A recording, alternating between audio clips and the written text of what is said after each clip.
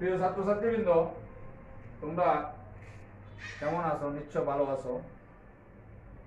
বিশ্ব মহামারীর এই দুর্দিনে আজ আমরা অনলাইনে ক্লাস নেওয়ার জন্য প্রস্তুত।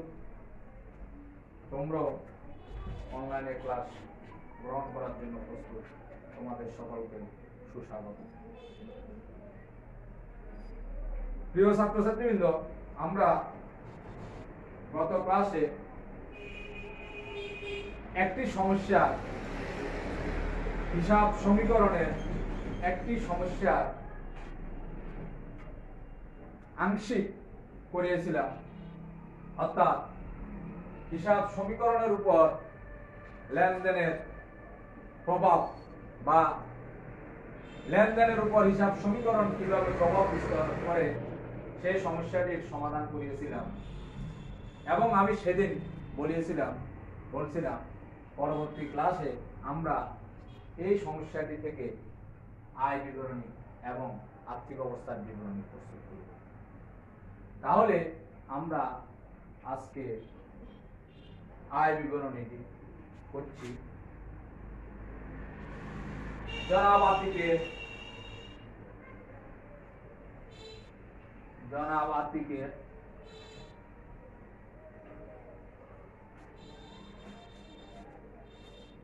আয় বিবরণী।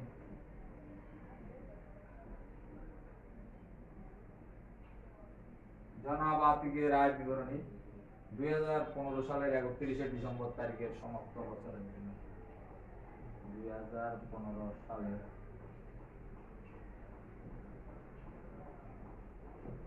31শে ডিসেম্বর তারিখের সমাপ্ত বছরের জন্য।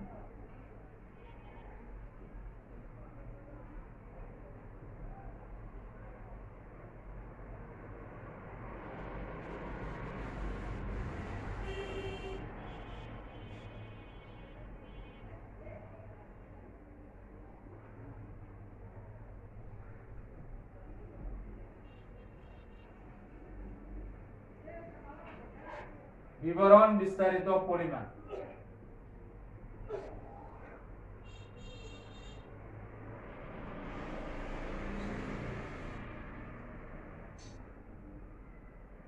বিবরণ বিস্তারিত পরিমাণ। তাহলে আমরা গত ডেটে অঙ্কটির মধ্যে যে যে আইটেমগুলো আমার আয় বিবরণীতে এফেক্ট হবে, আমি সেই ফিগারগুলোর মাধ্যমে এখন আয় বিবরণীটি করছি। তাহলে আমাদের ছিল বিক্রয়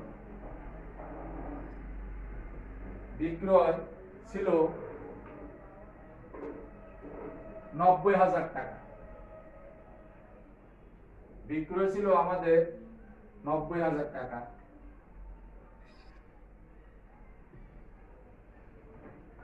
আমরা জানি বিক্রয় থেকে যদি আমরা বিক্রিত পণ্যের ব্যয় বাদ দিই, তাহলে আমরা মোট লাভ পাবো। তাহলে আমরা বিক্রয় যেহেতু 90,000 টাকা লিখলাম, এখন লিখি আমরা বাদ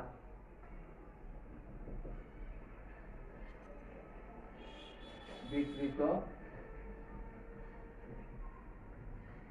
পণ্যের ব্যয়। বিক্রিত পণ্যের ব্যয়ের সূত্র প্রারম্ভিক মজুত পণ্য যোগ ক্রয় যোগ অন্যান্য খরচ বাদ সমাপনী মজুত পণ্য। আমি আবারও বলছি, বিক্রিত পণ্যের ব্যয়ের সূত্র প্রারম্ভিক মজুত পণ্য যোগ নিট ক্রয় যোগ অন্যান্য খরচ বাদ সমাপনী মজুত ইকুয়াল বিক্রিত পণ্যের ব্যয়। আমাদের এই অঙ্কটির ভিতরে যে আইটেম আছে, এই আইটেমগুলোর আলোকে আমি বলছি আমার এখানে প্রারম্ভিক মজুত পণ্য নাই, আছে ক্রয়ের সাথে যোগ বিয়োগ করে আমাকে নিট ক্রয় বের করতে হবে। আর অন্যান্য খরচের মধ্যে পরিবহন খরচ আছে, সেটি যোগ করব। অন্যদিকে আমার সমাপনী মজুত পণ্য নেই। তাহলে মূলত আমাকে এখানে বিক্রিত পণ্যের ব্যয় বাহির করার জন্য মূলত যে কাজটি করতে হবে সেটি হলো নেট ক্রয়। তাহলে আমি লিখি প্রথম বামী মূর্ধন্য যেহেতু নাই, সুতরাং আমি লিখছি ক্রয়।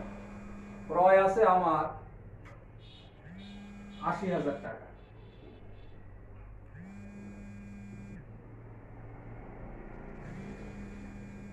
সেখান থেকে আমাকে বাদ দিতে হবে বাদ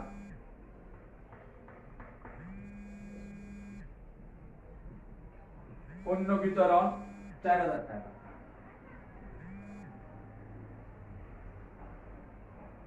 এ হলো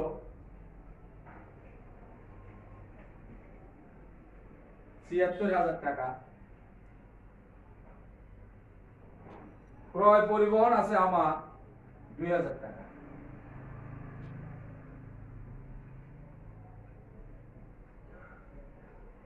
ক্রয় পরিবহন ২,০০০, মোট আমার টাকা ৭৮,০০০।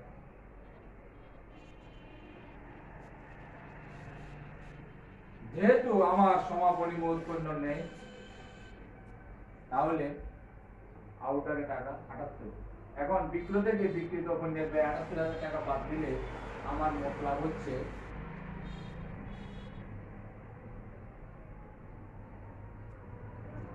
মোট লাভ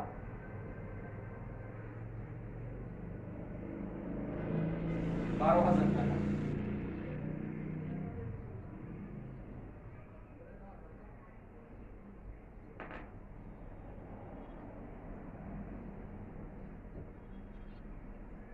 মোট লাভের সাথে আমাকে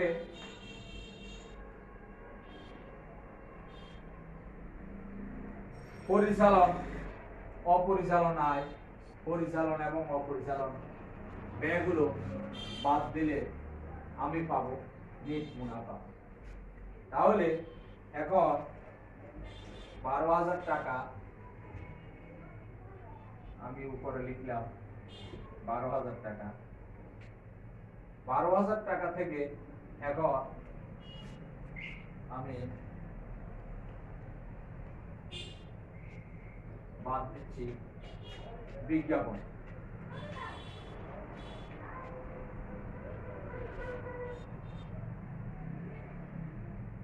বিজ্ঞাপন বিনামূল্যে পণ্য বিতরণের মধ্যে আছে ৪,০০০ আর বিজ্ঞাপন ব্যয় আছে ৫,০০০। তাহলে ৫,০০০ যোগ ৬,০০০, ৯,০০০। ৯,০০০ বাদ দিলে আমার আউটারে টাকা থাকছে ৩,০০০। অন্যদিকে আমার বাট্টা প্রাপ্তি আছে ৮০০ টাকা, যোগ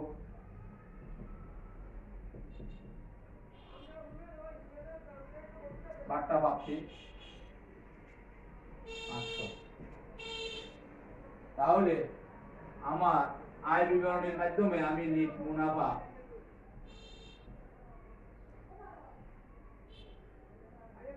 মুনাফা পেলাম ৩,৮০০ টাকা। তাহলে আমার আয় বিবরণীর ফলাফল দাঁড়ালো নেট মুনাফা ৩,৮০০ টাকা। এখন আমি বলছি আর্থিক অবস্থার বিবরণী প্রস্তুত করব। তাহলে এখন আমি আর্থিক অবস্থার বিবরণী ঘর আঁকছি, তোমরা খেয়াল করো।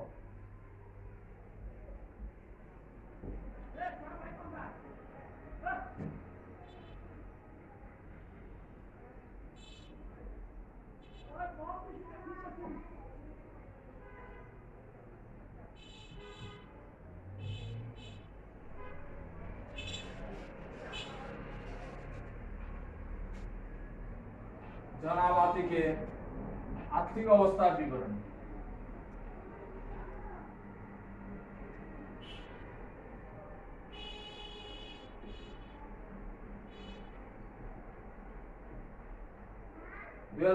সালের ৩১শে ডিসেম্বর তারিখে আর্থিক অবস্থার বিবরণী সমস্ত বছরের হয় না। জনাব আর্থিক অবস্থার বিবরণী 2015 সালের 31শে ডিসেম্বর তারিখে। তাহলে এখানে প্রথম আমরা লিখব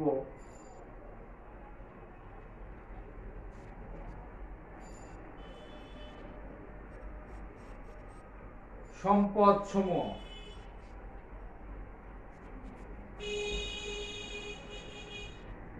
সম্পদ সমূহ লিখব।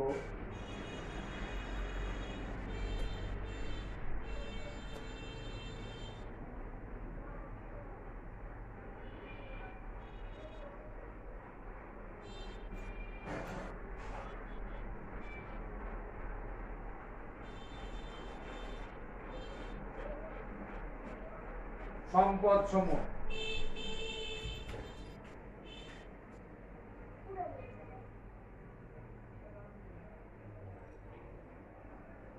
সম্পদ সমূহের ভিতরে আছে আমার নগদ, ব্যাংক, প্রাপ্য, অফিস সরঞ্জাম। তাহলে আমি প্রথমে লিখি চলতি সম্পদ।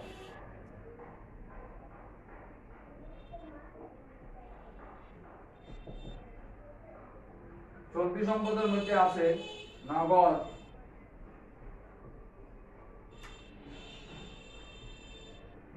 ব্যাংক, প্রাপ্য।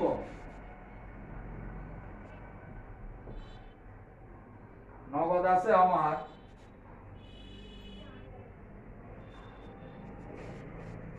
41,800 টাকা।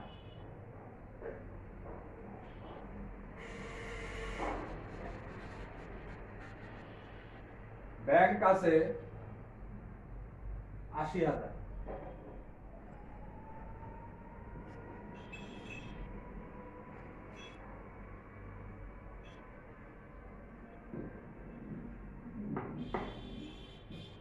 ব্যাংক আছে 10,000, প্রাপ্য আছে 80,000। ব্যাংক 10,000, প্রাপ্য আছে 80,000।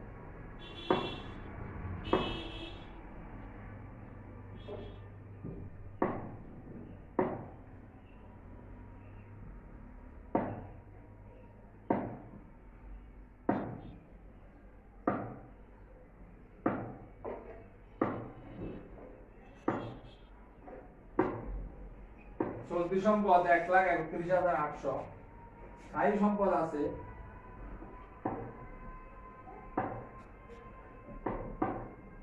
স্থায়ী সম্পত্তির মধ্যে আছে অফিস সরঞ্জাম 72,000। অফিস সরঞ্জাম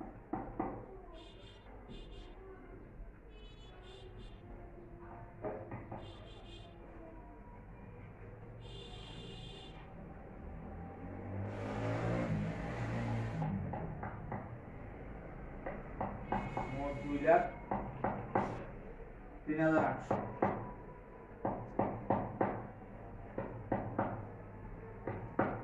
মোট 2,03,800। আমার মোট সম্পদ 2,03,800।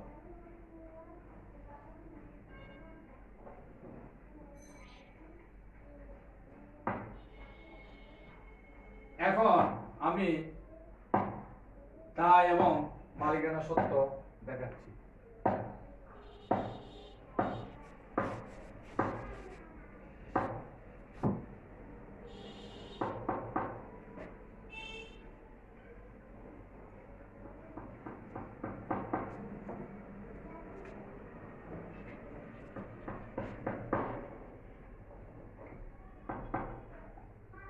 দায় সমূহ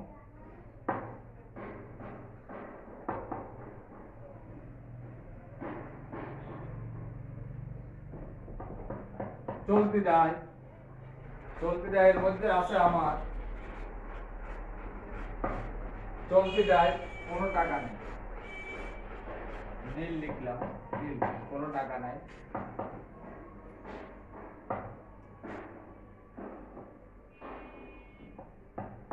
চলতি দায় পাওনাদার, পাওনাদার নীল, ঋণ। ঋণ আছে আমার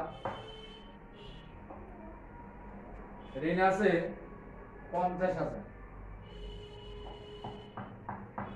তাহলে পাওনাদার নীল ঋণ 50,000 যোগ করলে 50,000। এদিকে মালিকানা সত্ত্ব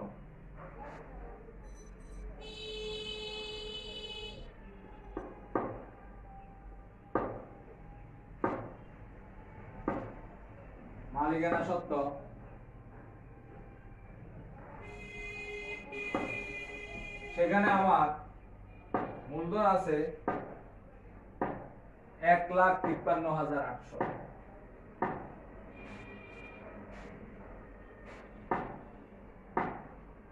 মোট যোগ করলে 2 লাখ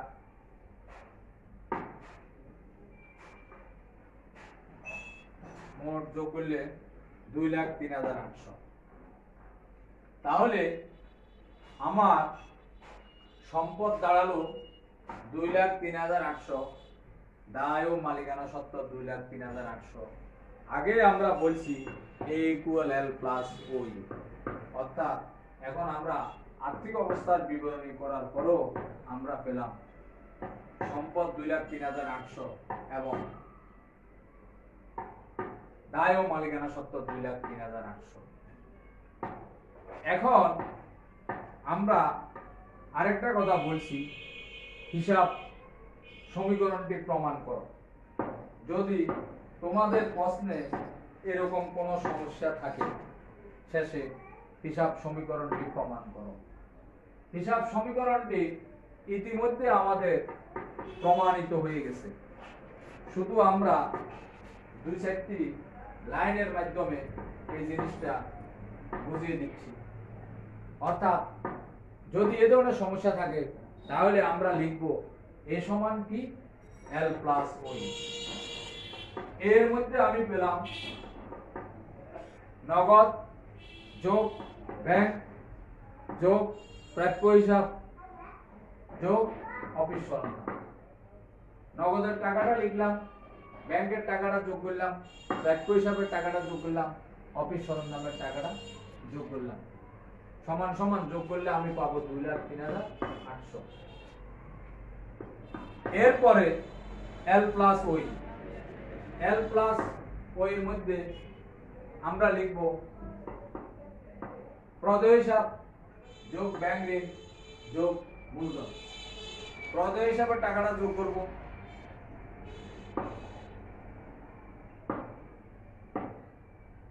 ব্যাংক ঋণ যেহেতু প্রদেয় হিসাবের মধ্যে, সুতরাং তার জন্য আর আমরা সেপারেট ভাবে কিছু লিখব না, আর মালিকানা সত্ত্বের টাকাটা যোগ করলে আমরা সেখানে পাবো 2,03,800। শেষে আমরা লিখব 2,03,800 সমান 2,03,800 টাকা। অর্থাৎ এই সমস্যাটি হিসাব সমীকরণের মাধ্যমে প্রমাণ করার পর আমরা পেলাম A = L + OE, অর্থাৎ 2,03,800 সমান 2,03,800। অতএব এটি প্রমাণিত। প্রিয় ছাত্রছাত্রীবৃন্দ, আমার মনে হয় এরপর তোমাদের আর কোনো সমস্যা থাকার কথা না। যদি এরপরও তোমাদের আর অন্য কোনো সমস্যা থাকে তাহলে পরবর্তী ক্লাসে তোমরা বাড়িতে বা বাসায় গিয়ে ভালোভাবে দেখার পরে পরবর্তী ক্লাসে কোনো সমস্যা থাকলে আমাকে এটার উপর প্রশ্ন করবে এবং আমি পরবর্তী ক্লাসে পরবর্তী চ্যাপ্টার আলোচনা করব, এই আশাবাদ ব্যক্ত করে আজকে আমি এখানে ক্লাসের সমাপ্তি ঘোষণা করলাম। সকলকে ধন্যবাদ।